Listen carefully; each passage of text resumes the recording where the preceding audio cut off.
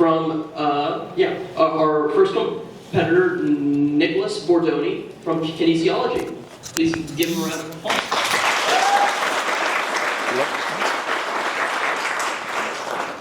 Thanks.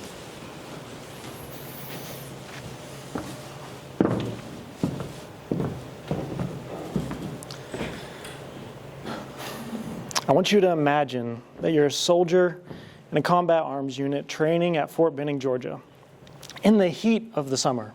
It's hot, it's humid. We know what that's like living here in Auburn.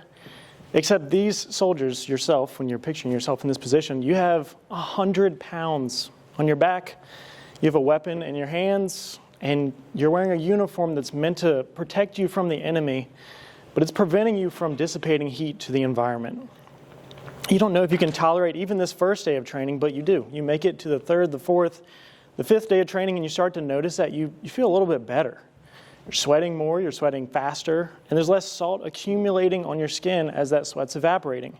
These are all really good things. Very good for performance in the heat.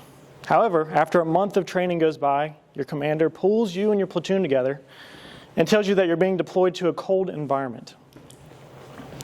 Possibly the mountains of the Middle East, or maybe the Arctic, which is believed to be the future of warfare. And you sit there and think to yourself, I just trained in the heat for a month. How am I going to perform in the cold when I'm deployed? And for my dissertation project, I'm working towards answering that exact question. How might heat acclimation affect cold tolerance? To do that, I've been recruiting participants for the past several months where they come into our environment chamber and they sit in 30 degrees in t-shirt and shorts for as long as they safely can tolerate. During this time, we're measuring their core temperature, their skin temperature, and their manual dexterity.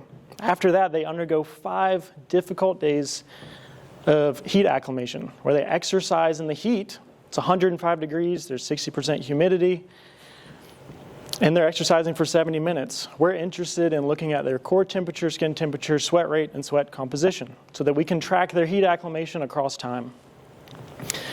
After those 5 days are complete, they have a final visit where they sit in the cold once again.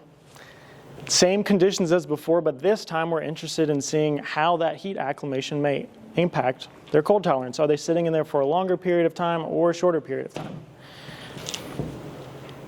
We also have a control group that's undergoing very similar conditions, except they don't experience heat acclimation. They just go on with their normal life throughout the week. So cold tolerance, normal week, and then cold tolerance again.